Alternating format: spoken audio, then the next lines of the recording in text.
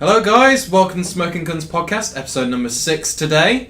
So today we are speaking with the lovely Matt Miller. And Matt is an artist that we work with sometimes as part of the Emerge Festival. We'll get onto that in a little bit with the Mighty Creatives. And we are in our usual home of Derby Theatre today, back in the lovely production suite. With free space, always beautiful white background as per. Struggling okay. artist. So, as I said, you're kind of an artist that works with Emerge as well, but you do a lot of multifaceted things, many different hats. So, do you want to kind of get into who you are? Who I am? Who I am in terms of what I do?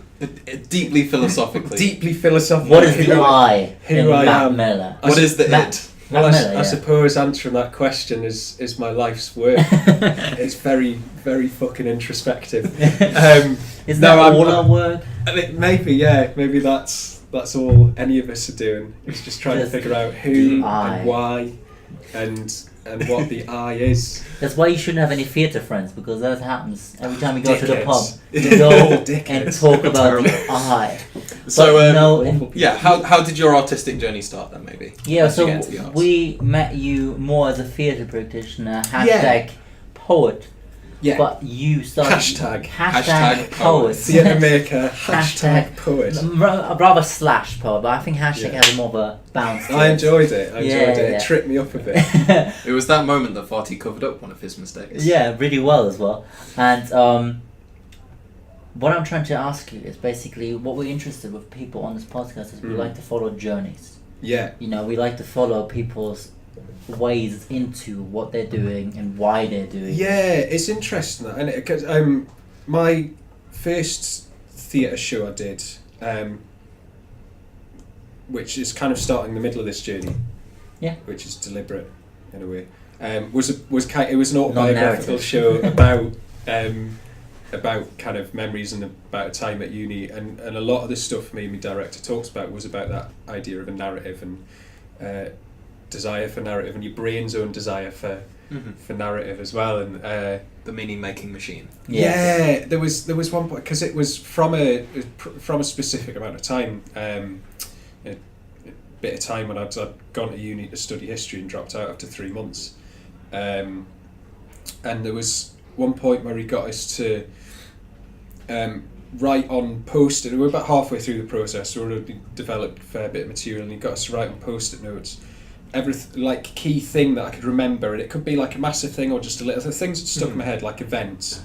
So we had like a big table of post-it notes, and he was right, put them in chronological order, and I started doing that, and it was like, fuck me, like my brain's version of this is a complete fabrication, because that must have happened before that, because that hadn't happened yet, and all of those things happened in a week, which is crazy, because like there was way too much stuff for a week. Some weeks I'd watch like a quarter of the timeline is just that tiny little. Yeah. Memory is always a funny thing I find myself with, because I often get into these occasions when I talk to my girlfriend or to my family, and I say, "Oh, remember when we did this," and how that kind of was generic memory speak, and their way of retelling that story is completely different of how they felt or how their brain has asserted certain emotions to that memory.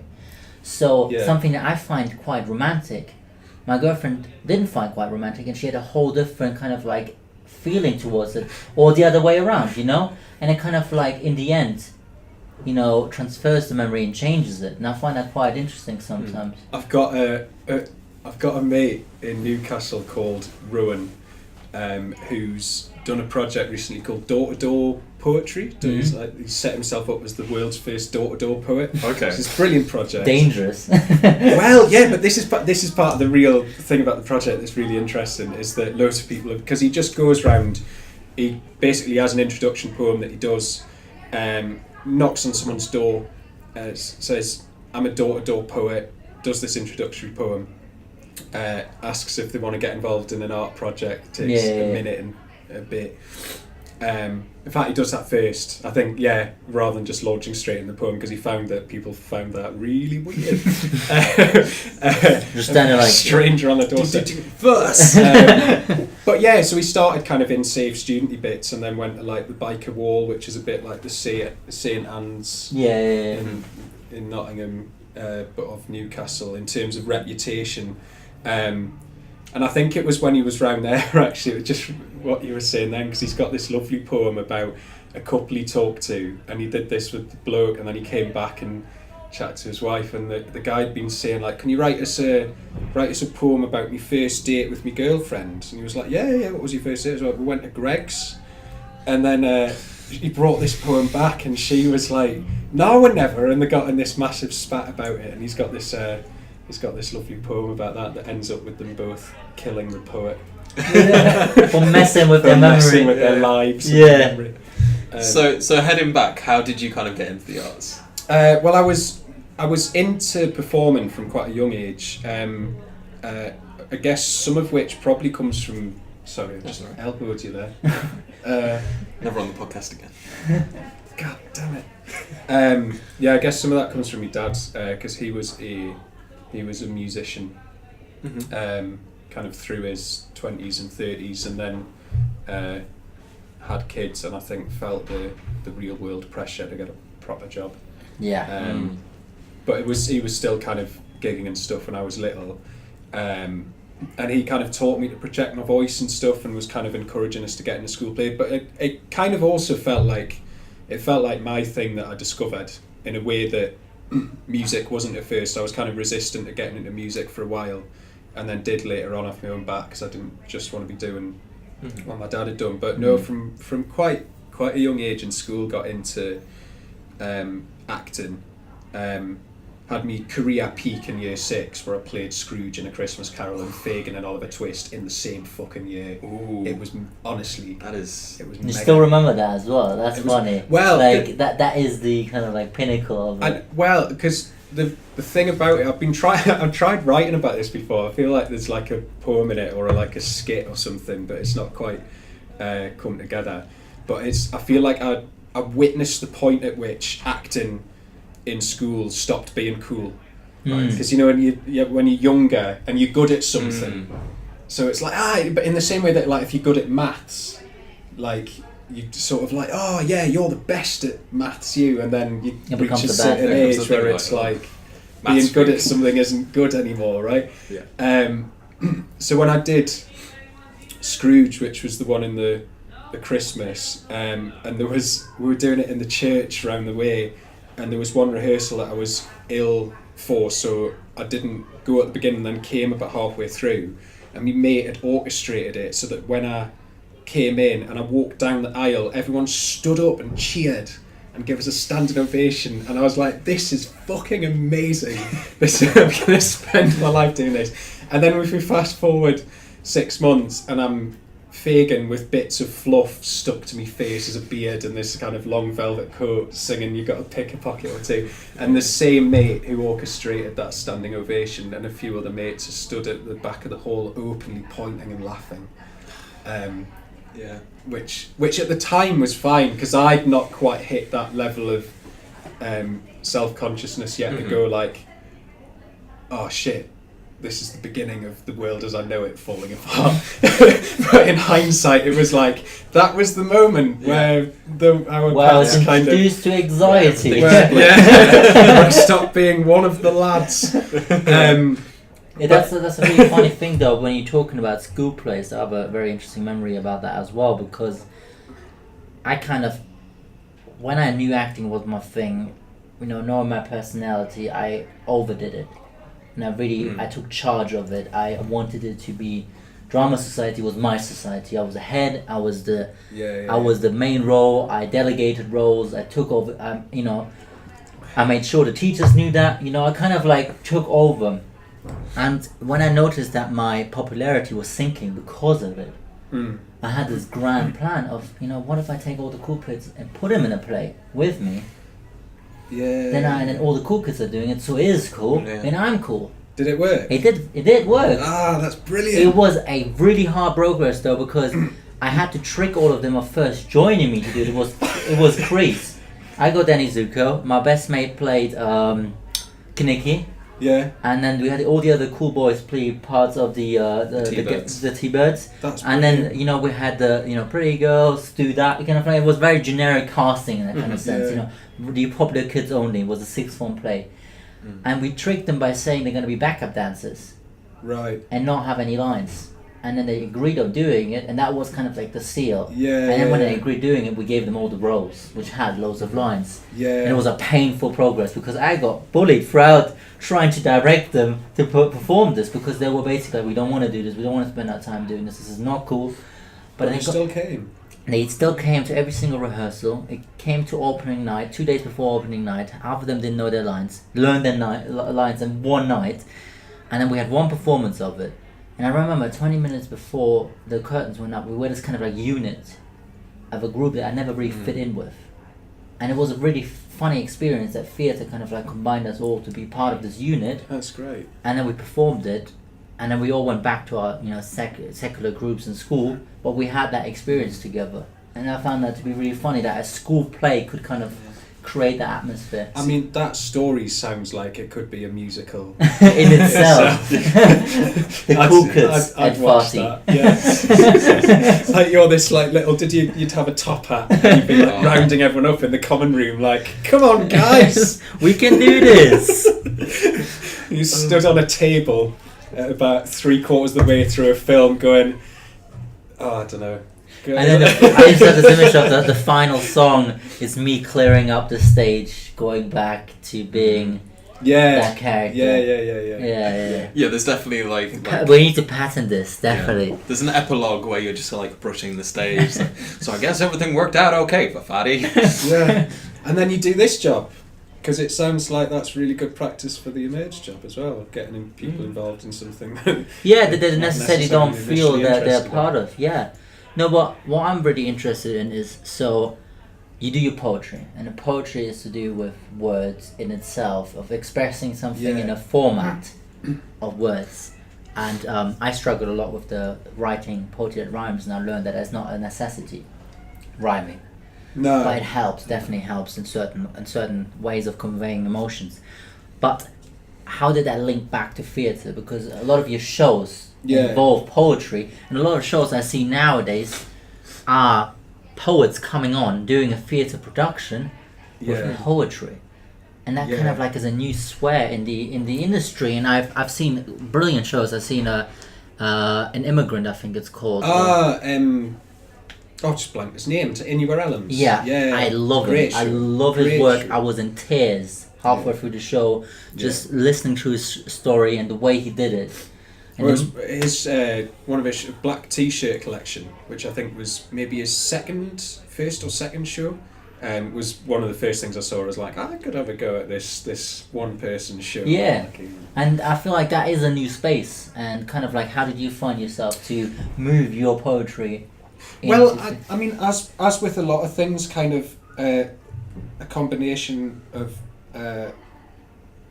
narrative and accident, I guess. Yeah. So we didn't get very far through the narrative, did we? We left me at year 6, becoming unpopular. The fake. And then I took over my story. Yeah. The fake incident. So I was always into acting, youth theatres and stuff, which is kind of where my social group was. And then I went to uni to do a history degree at first, because I kind of bottled drama school a bit, and I was interested in history. Welcome to the drama school failures. So I did 3 months of history, which was this amazing kind of crazy fast forward time where I kind of I think as a lot of people do, very consciously reinvented myself and decided that I was going to make up for several years of being an indoorsy kid by being manic as fuck as quickly as possible. Yeah. And I'm just going to do everything all at once. And then completely burned out and crashed and decided I must go to drama school, which was a bit of a misnomer really, and did a round of auditions and then was at home for a bit, and then did a creative writing degree as a way of getting back to a city with people that I could get drunk with, which at the time felt like not the best reason to do a thing, but actually in hindsight it kind of meant that my whole experience of being back in Nottingham for those 3 years was about people, because that's kind of what the decision was based on. So as opposed to, because I then graduated and went back to Newcastle, which was kind of much more career focused and has been really good, but wasn't kind of as involved with people initially. So I thought that was interesting in terms of like you can get kind of very focused on career moves, but actually some of the best things that have happened, I think for me, have come sort of by accident, and when I'm making decisions for reasons based on kind of people and doing things with other people. I find it a very, very philosophical thing and a very good thing to kind of talk about, is because Smoking Guns was created through Derby University foremost.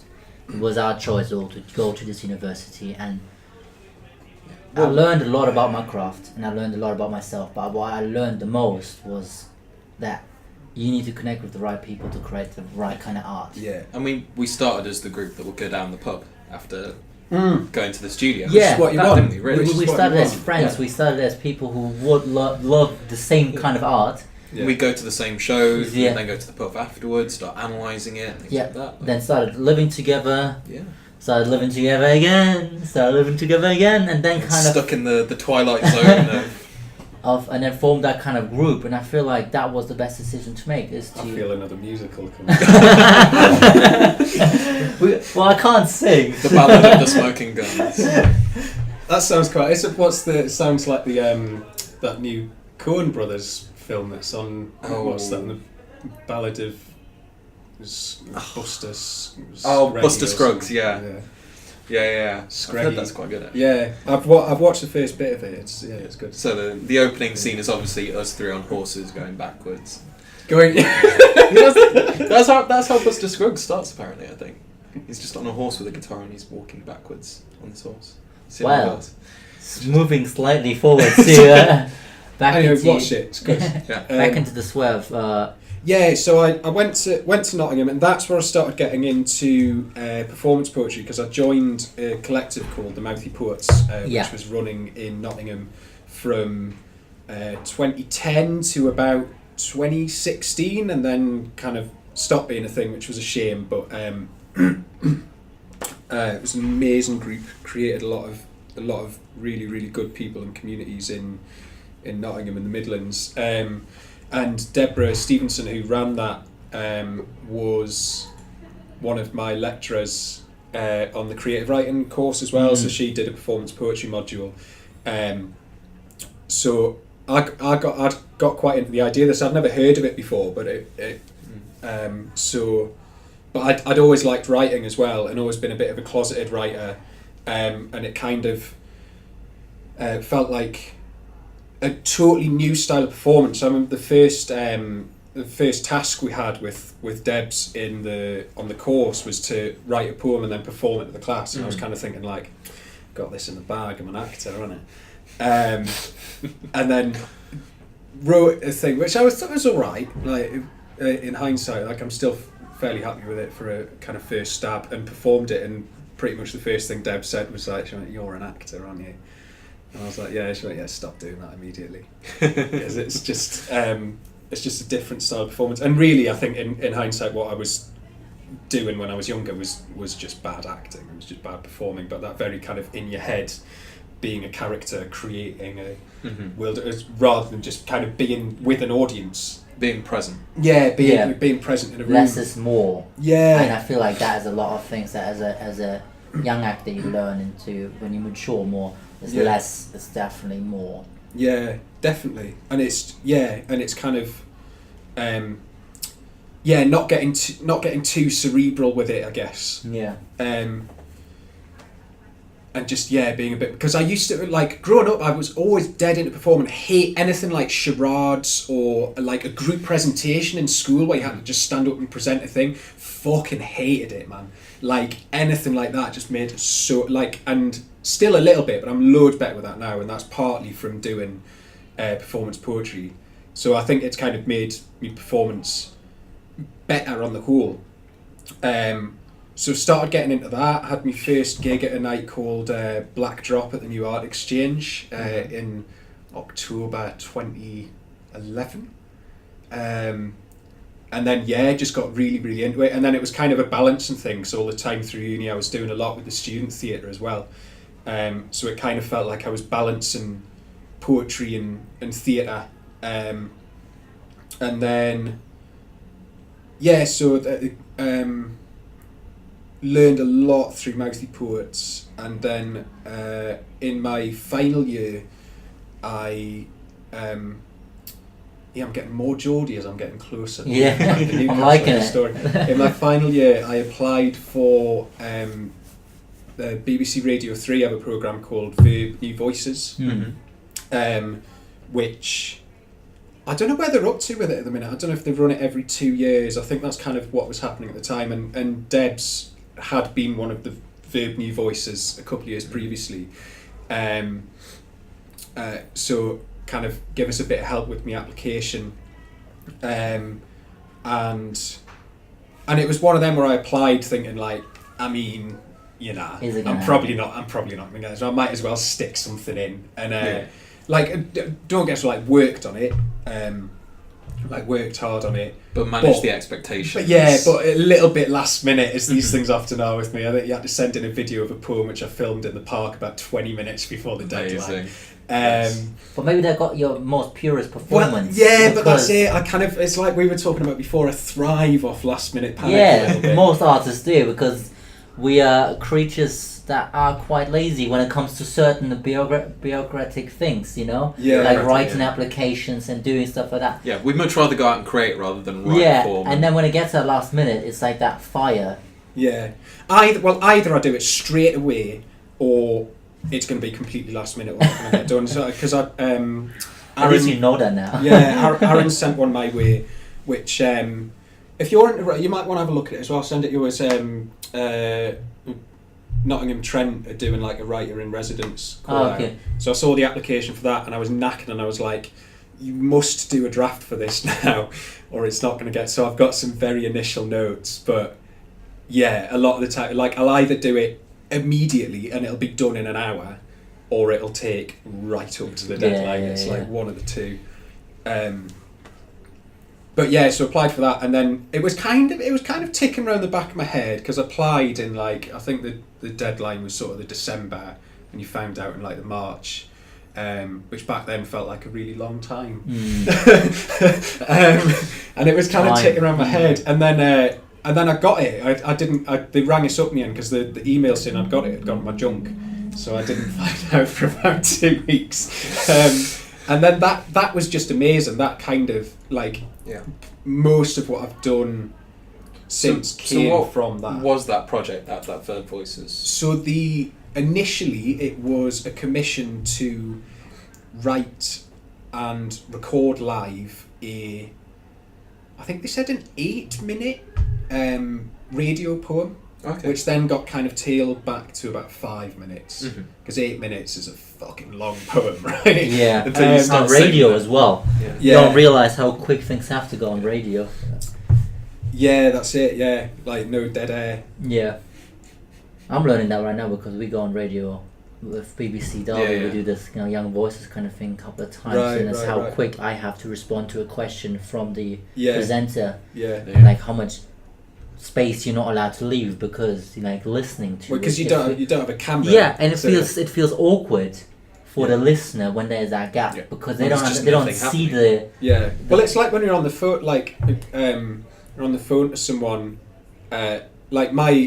My girlfriend lives in Cambridge, so we'll being long distance, we'll ring each other, or sometimes we'll FaceTime each other.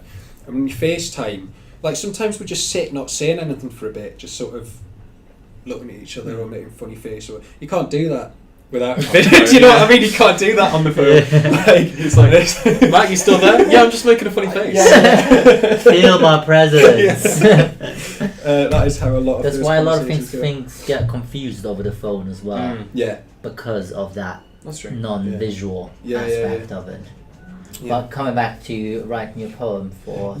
So the thing that I said I was going to do was for the Verb New Voices was a kind of a journey along the River Tyne, which is the river in Newcastle where I'm from, and it was going to be kind of a bit of kind of almost psychogeography and history, because my final project in uni, I'd done this thing which all got a bit confused in the end, where I was kind of doing a long radio poem which never quite got made about Woollerton Hall, but also the Lenton Flats in Nottingham that got pulled down, and kind of comparing the two, which is one of those things that I'd look back at now and go, you should have just finished that and got it on the radio, because actually it was decent, but I spent, because it was something I had to do, I just spent the whole time hating it.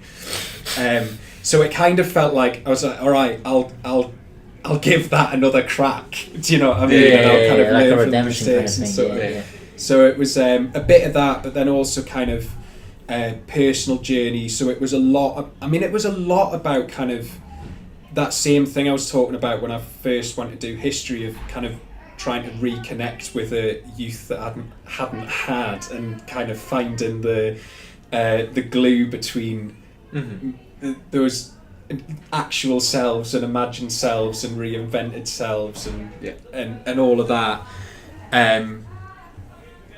which I don't know, I feel like is maybe a fairly common experience if you grow up being a bit different or into different things, as you've got that kind of model of what you should be and then what you are, and then the bit of your head that still wants to be that. I have that in a weird kind of sense of my nationality is a weird thing, because I come from a nation which has a very high minority of Turkish people in Germany.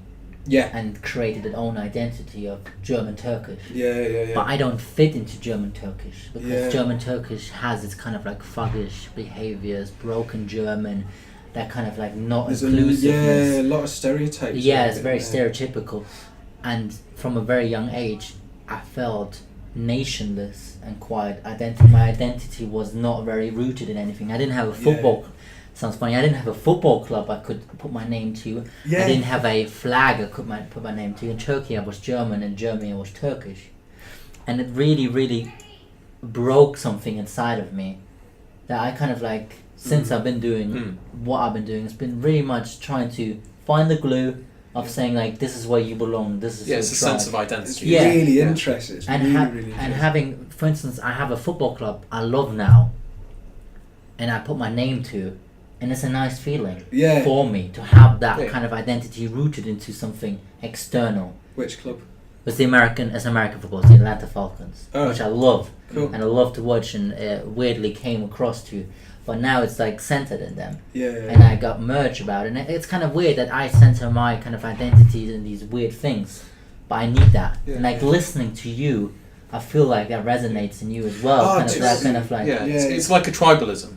Like you always get this tribalism within society. But I think, like you're saying, artistry is very different. Because it's almost like its own tribe, but it's a tribe of mismatched people that have kind of taken elements from everything that's happened to them.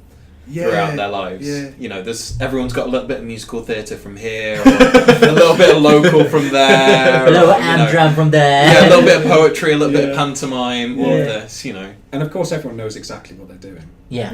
And that they're going to be famous. I mean, we all absolutely script everything. It's never, you know. I don't know. There is that. I don't know about you. There was that kind of point with me where I started getting into this. I was going, I'm not going to be famous ever. But this is going to be my job, and that's great. I can make a living. I get what you mean. I think I get what you mean. There's like I mean, it's not like it's like not lowering your expectations, but becoming more of kind of a realist. But it's actualized. It's actualized. And this, I mean, I guess in the same way that like when I first started doing poetry, and I realised that poets were actual people. Yes. I was in school, like. I liked writing poetry, and I liked learning about poetry. I never ever really thought about poets as actual people who just wrote stuff down. The thing that gets me with poetry in school is that so much of it is dead poets as well.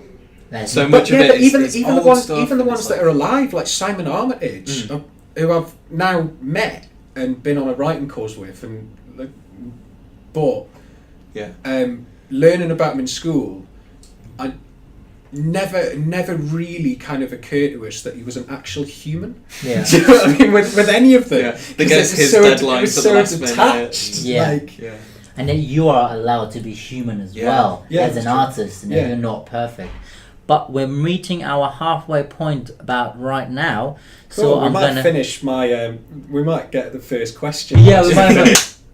So after my really weird ending sentence, we're back in action with the lovely Matt Miller, Hello. and we were just talking about identity and the reason why we are genuinely pursuing the kind of art forms that we are pursuing.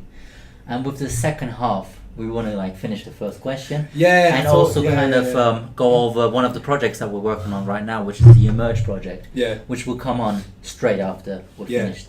Shall I answer the first question? Yeah. And then you can do a bit at the beginning where you can ask the first question, then overlay a bit going. I'm not that If good you- at editing, If bro. you want, if you want the just actual concise answer, skip ahead Yeah. 33 minutes rather than like this dickhead waffle about who we are and what we do.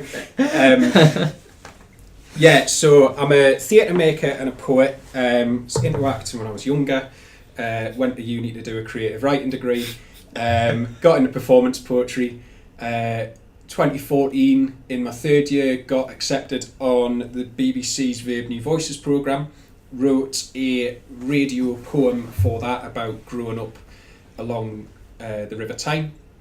And then as part of that, they introduced a stagecraft element, and I got paired up with a director called Peter Kirk, who I'm still working with, and we started working on solo work, which was about kind of just storytelling really, and initially working on a show which was similarly about kind of growing up in Brighton, which is not Brighton, town next town village, no one's quite sure, next to Bladen, just outside of Newcastle. We got as far as a half-hour scratch with that show, and then I kind of started to feel a bit uncomfortable with it because it was kind of telling stories that I wasn't sure whether I had the right to tell.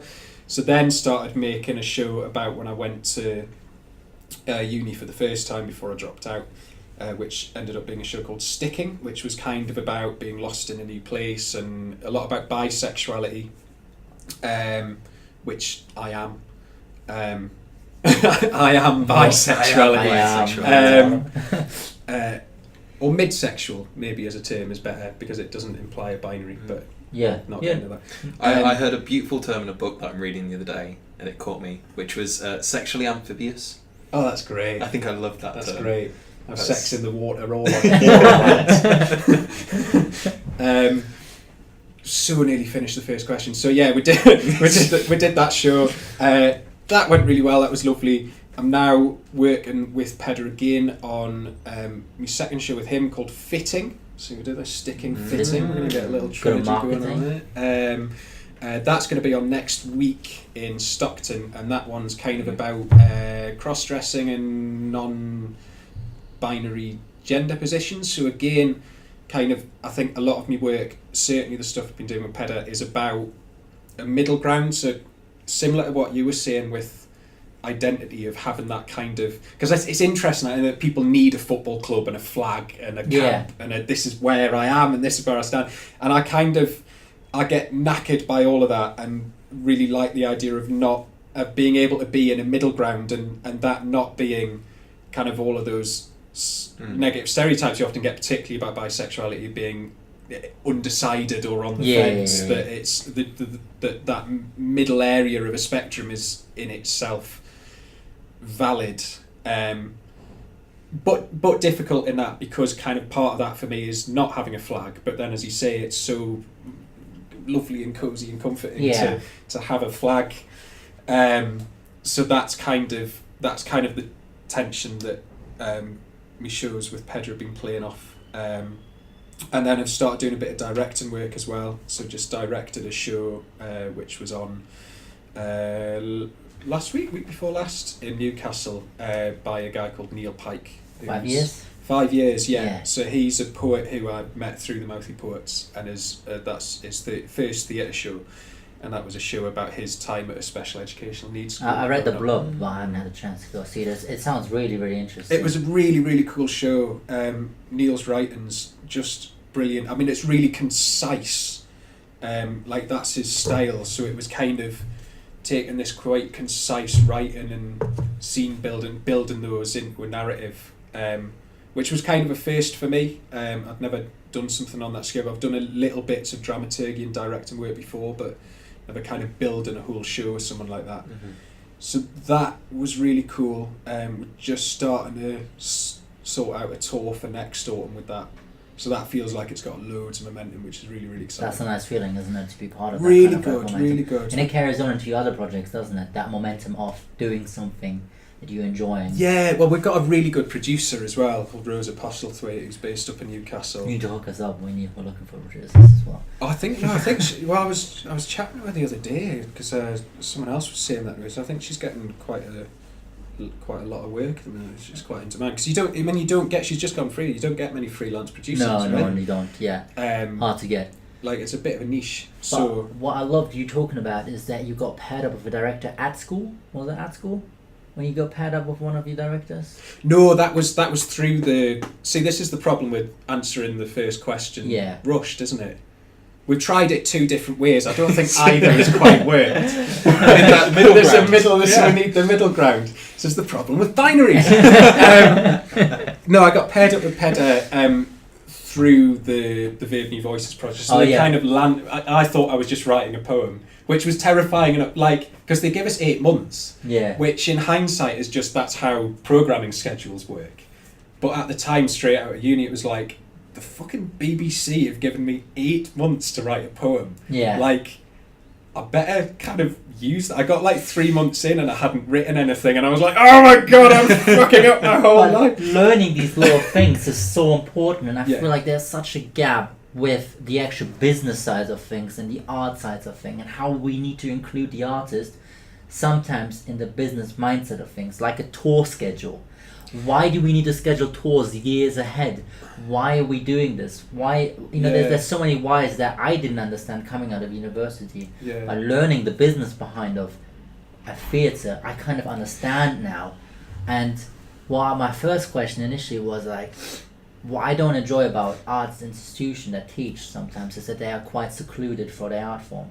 So you got poets here, you got other creators right there, you got directors here, you got musicians here, you got actors in the middle, and they're all doing their own thing with themselves. Yeah. And I feel like to produce works, you need to create links in between those people, and I feel like a lot of institutions would benefit from doing courses which included multiple art forms. Yeah, well, especially now with, as we say, like, there is a fashion for solo work and kind of small to mid-scale touring work. Mm-hmm.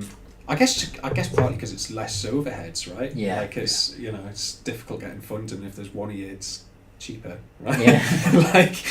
But within that model, like, I think it's even more important to kind of know how to do everything, yeah. or a bit of everything. Like, I was chatting with Pedro about this recently in terms of like tech and tech get-ins. Like, if you know some basics of the language of like lighting and sound and what the different things are called and what they can do, it's so much quicker than if you go in, can we have it kind of looking like a sunset, please? Do you know what I mean? Which is fine, Depends people on can the do artists that. as But well it's, you work with as well. So I work with great lighting designers where I could say, can I have something like a sunset, and they would create and provide. yeah. But then But it's like it's when nicer to have that shorthand. yeah, and I feel Yeah. like that's what we're learning as well with our company. Is I have to learn a lot of video editing, a lot of skills that I didn't have to do things that we would love to do, and it's very expensive to outsource. So what a lot of things that we do is learn ourselves. This is a learning curve, and other things are learning curves. You're learning a lot of sound and lighting tech, and Andy's just being Andy. yeah, he's the glue. Yeah. Making it work. But no, I find that to be a very interesting point, that there's a genuine need to be an auteur. An auteur means somebody that can do everything. Mm-hmm. So there's a need for you to know all these things, and a need for you to be good at these things for it to work. I think in this world, certainly, like, because I think theatre making feels like quite a different job to acting, right? Like, I've got a mate who's just a you know, he's Just an actor.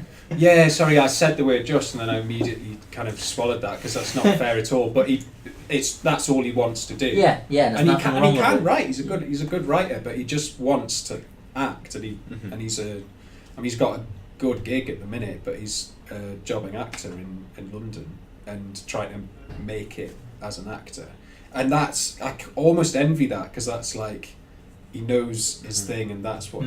It's one discipline, it's one craft. Yeah. No, But I can see this that. gig ain't that, is it? No. Especially with a merge, if we're going to start talking about Well, yeah, it's like I'm a director and that's a all producer of- and A yeah, teacher. all of the hats. Yeah, and I feel like that's a really cool thing of moving onwards to the Emerge project. Yeah. It's a good segue, that, isn't it? So, Oh, perfect. beautiful. Yeah. Loved it.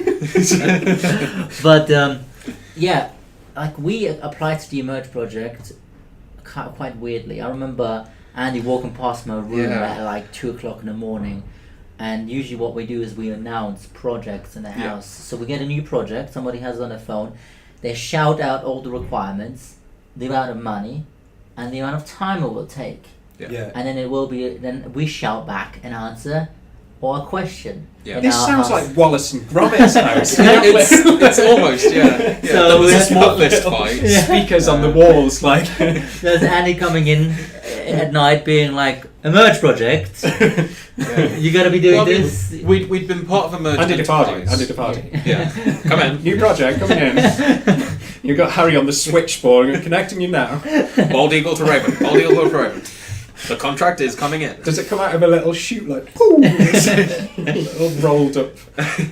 I'd love that. If that, because mine's just my situation, just me, right? So So Matt, do you think we should do this? Oh yeah, Matt. I think this. yeah, it'd be crazy. I'd be in my room shouting criteria at myself. I might try it. Yeah, It it's might quite make it's it quite more- because you get it out there Yeah. and you get to like visualize it that way better. I feel like we kind of like breaks it down. Yeah, we like to Yeah. do that though a lot. But we do take projects on now while we're doing a merge, and by shouting it out, we all know our calendars, Yeah. and we're kind of making it work that way. It's kind of a Yeah, system yeah. that really worked well for us. But you were talking about being Yeah, part so- of Mighty Creators. So kind of coming back to how we got into Emerge. So we'd done the Emerge Enterprise before. Yeah. So when we first started out as a company, Mm. we looked at that because it was a very kind of important for a business side, and something that we'd always said was we wanted to hit the ground running, get everything that we needed, and one of the big weaknesses that we had as a company was the business side. Yeah. So the Enterprise was brilliant for that because it showed us how to set It ourselves was a up, do all of 6-month this. program with 6 a months. personal tutor. With Becky from Mighty Creatives. We Becky, love Becky. we're not Becky worthy. has we are not worthy. I will get back in touch, I swear. has Really taught sorry. us so much about business and our business identity, and I've from her Yeah. now been Yeah. interested into pursuing business, you know, as myself and learning more myself, you know. Never Yeah. thought I enjoyed business as business, you know. Yeah. I thought I was more kind of like the It artist. showed us where the kind of crossover was, that point of like the elevator pitch is the same as writing copy. Yeah. Stuff like that. Yeah, You know, yeah. it's there are so many different things that mask itself together because obviously, you know, Yeah, it's theater just is a different words business. for it, basically. Yeah. Yeah. But then from that, I think it was Becky that actually introduced us to the Emerge Festival. Yeah, she sent It an was like, email. Yeah. Yeah, we need to go to this. No, I think we were at a meeting, and she was like, "Oh, by the way, there's this thing. It Oh, finishes yeah. in like 2 weeks. You guys need to put yourselves in for it." And luckily, we did. And Yeah, it was like luckily a really quick we application. worked the out first quite one. well. But yeah, And yeah, and we didn't. I didn't understand it the first time I applied to it. I got to be honest. It was a difficult one to just wrap your head around what you're actually meant to do as the artist, a part of the program. I feel like we're still feeling that now at certain points. no, you know? we totally know what we're doing. Everyone that Yeah. we work with, We're so on it. yeah. Oh. We're so on it. But So- how did you kind of come into contact with Mighty Creatives and Emerge? Where did And us through that- it. and us. As with a lot of these things, my mum sent us an email saying this job looks interesting. I love mums for that. Shout out They're to brilliant. Matt's mum. Definitely. Shout out to all the mums out there of artists that go, you know, what there's this going on right now? Tag you in Facebook Yeah. things. Yeah. Because I was back in Newcastle, so when I did the Verb thing, I got into it to the extent that I moved back to Newcastle, and made it the only thing I was doing. Mhm. Which now feels lovely. I'd love to have the chance to do that again. Just spend 8 months writing a poem. Yeah. Mm. At times kind of knackering. So I was back in Newcastle for 4 years, and I've always missed being in Nottingham, and was kind of looking for ways of potentially coming back. And then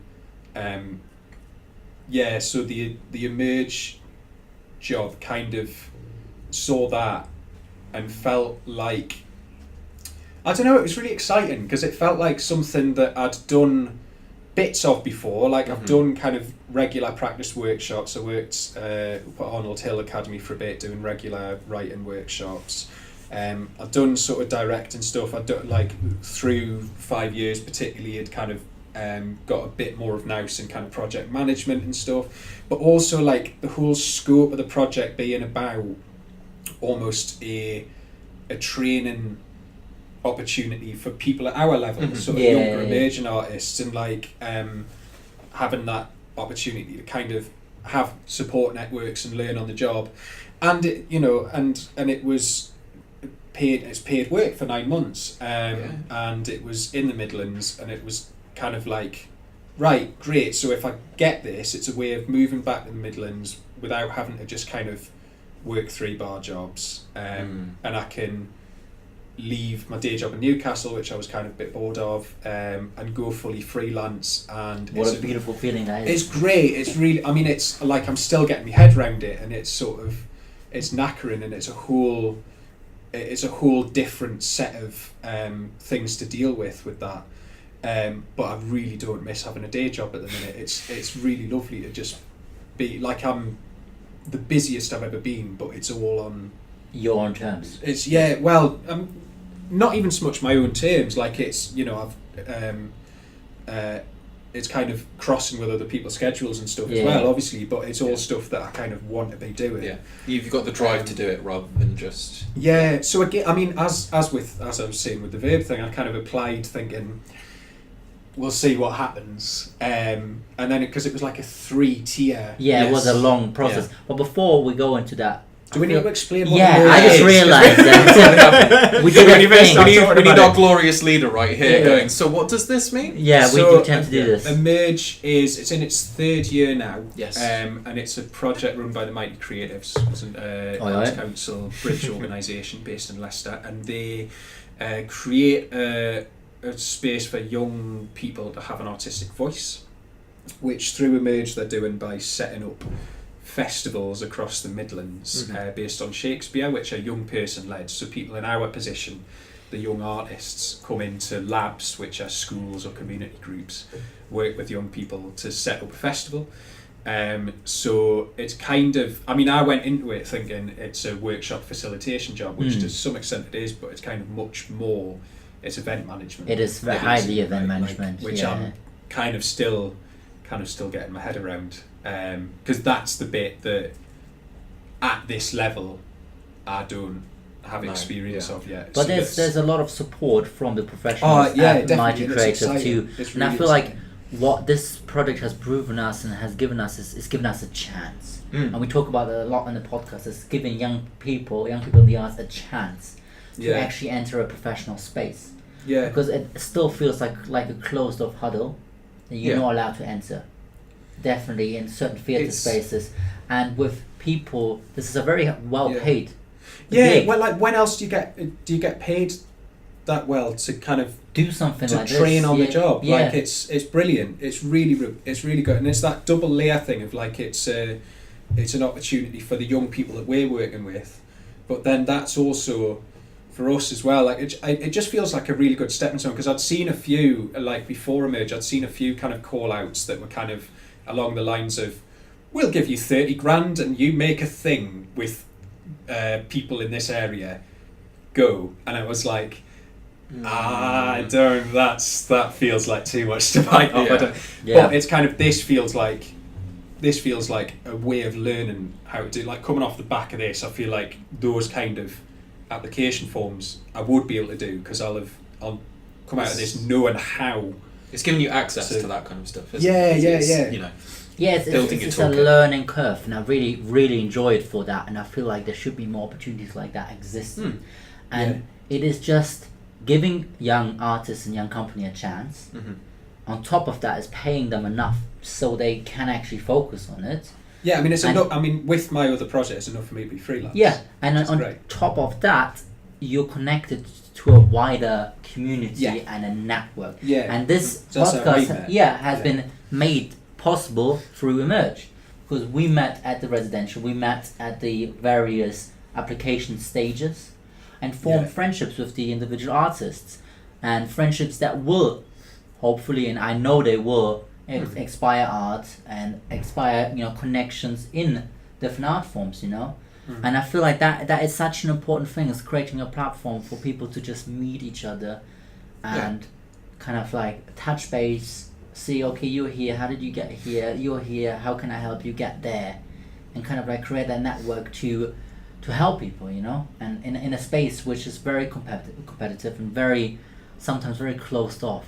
But communal as well, and it's got to be. And I think it's right. Like I definitely envy what you guys have in terms of a company, because a lot of what I do is kind of on my own, or with other people, but sort of on that kind of schedule where you'll make a show over the course of a year in which you'll kind of work for a week and then be off it for a couple of months and have another week of work, and I think so I'm quite envious of that setup of having a company and having that tight knit kind of group of doing something together. I don't know what my point was with that, but I think I think it is competitive, right? But it's about making things with and for people as well. Segueing that into something about like, it's not as smooth if you say that it's a segue. It's not as smooth, but I'm not as smooth as you. But just talking about what I'm interested about is I'm so ill. Not I just laughed and missed my call. Not long. But what I'm interested in is... Oh, don't get us wrong, I'm enjoying myself. Yeah. Well, we're laughing a lot, aren't we? So I hope that's a sign of enjoyment. You're laughing, you're learning. Is about learning, definitely learning, and not just that us was the segue. Learning. Yeah, you're the smooth guy here. It's not just us learning; it's the young people that we're working with learning. Yeah. And I had that beautiful, that beautiful experience again that proved something to me about teaching and teachers. Is as a teacher, I feel like, or as a person that leads workshops or facilitates. I love the word facilitator. I'm here to facilitate your learning. I'm not meant to here to take the information, open your head and put the information in there.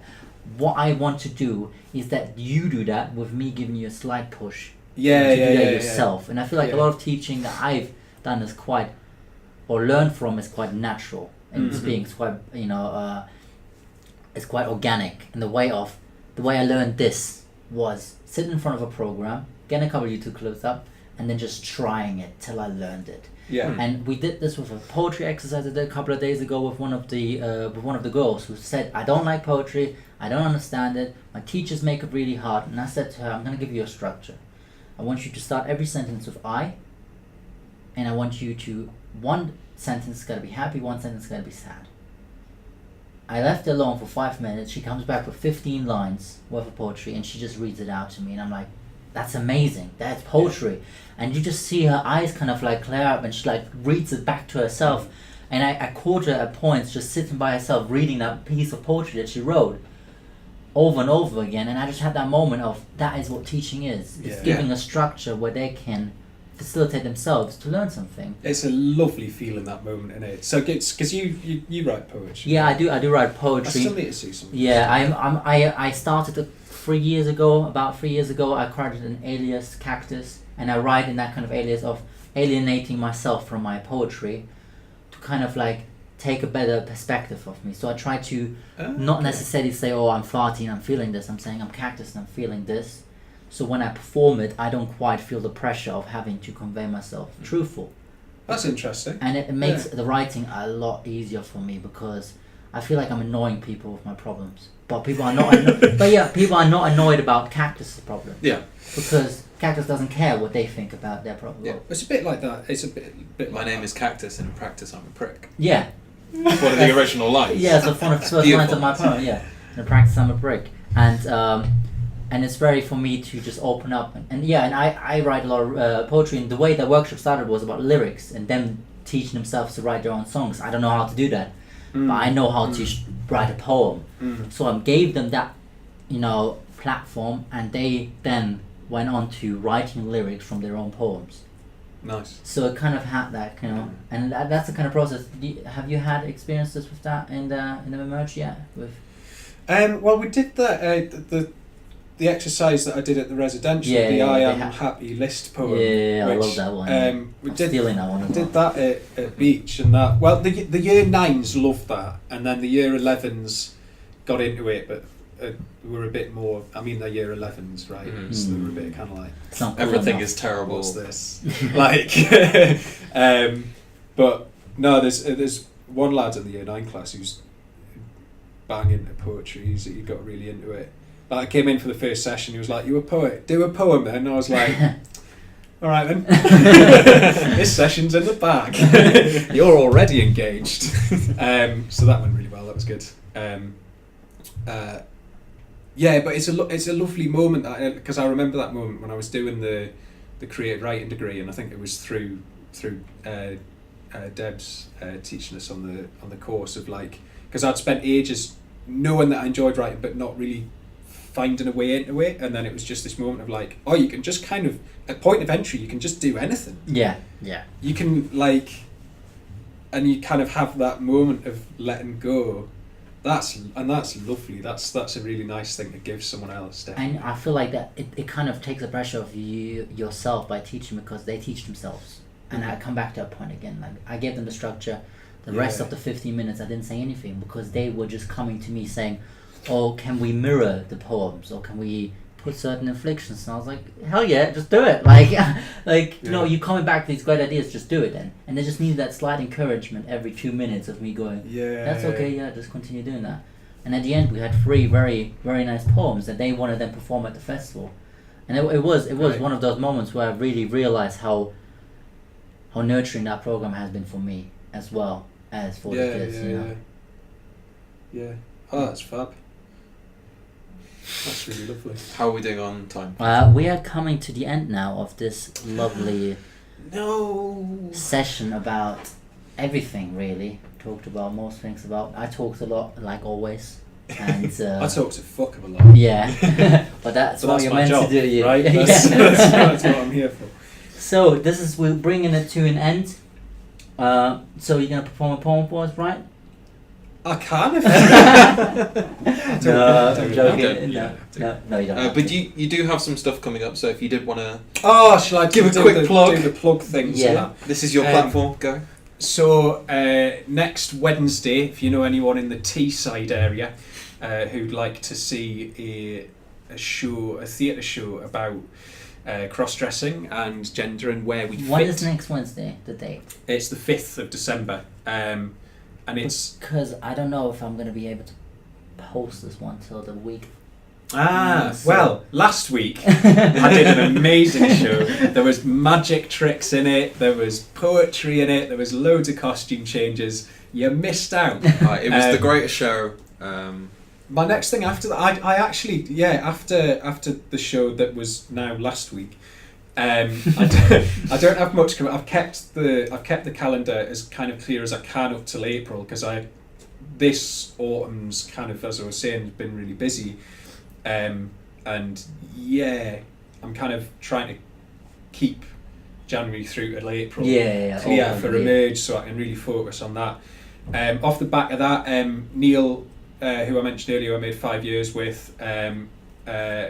Has got ideas for a new show which he's starting to write, so I think I'm going to be involved in that. So just kind of starting to think about R&D for that going into the second half of next year, and then hopefully we'll be touring 5 years again in the autumn. So what you're saying is, if there's any programmers out there looking at 5 years, I'll put me email in the description. I will do. Or something, and we're here to help each other, aren't we? Yeah. No, we're definitely. So if you want to book a double bill of Smoking Guns and...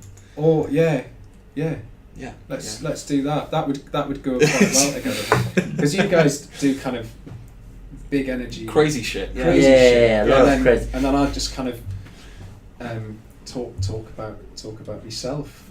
In between those crazy shit people. moments. Yeah. Yeah, we could don't even double bill it. It could be a musical. just book us, right? And then it'll be good. And we'll make something good. What is next podcast going to be about?